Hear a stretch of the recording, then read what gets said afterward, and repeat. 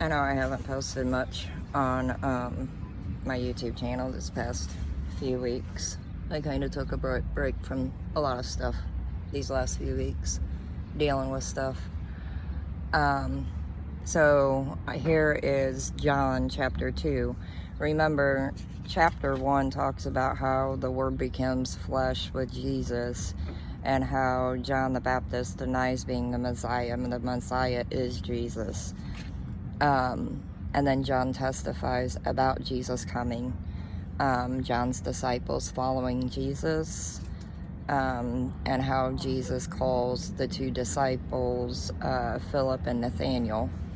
And chapter 2 talks about how Jesus changes water into wine. And it states, on the third day, a wedding took place at Cana in Galilee.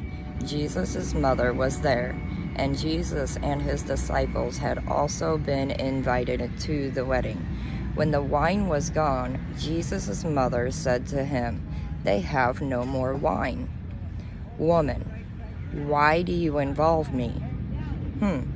Jesus replied, "My hour has not yet come." Isn't that kind of like the music industry calling me out? His mother said to the servants, "Do whatever he tells you," meaning God. Nearby stood 6 stone water jars, the kind used by the Jews for ceremonial washing, each holding from 20 to 30 gallons. Jesus said to the servants, "Fill the jars with water." So they filled them into the brim. Then he told them, "Now draw some out and take it to the master of the banquet." Now this was after he put his arm in the jars of the water that turned into wine. They did so, and the master of the banquet tasted the water that had been turned into wine. He did not realize where it had come from, though the servants who had drawn the water knew.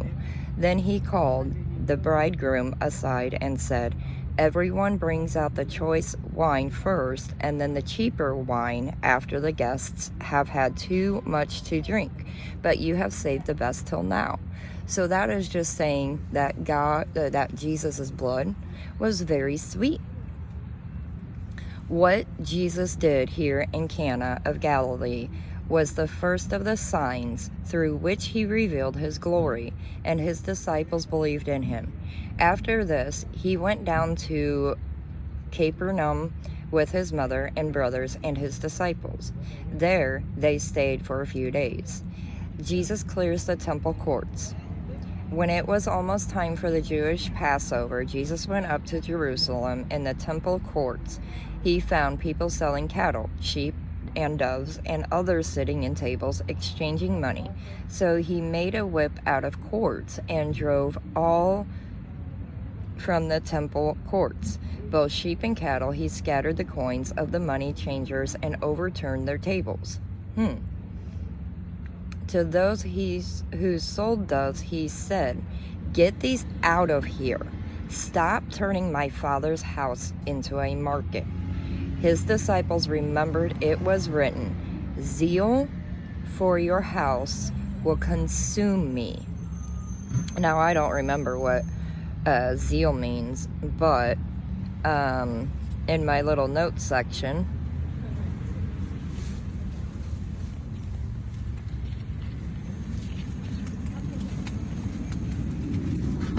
it states, let me bookmark my stuff.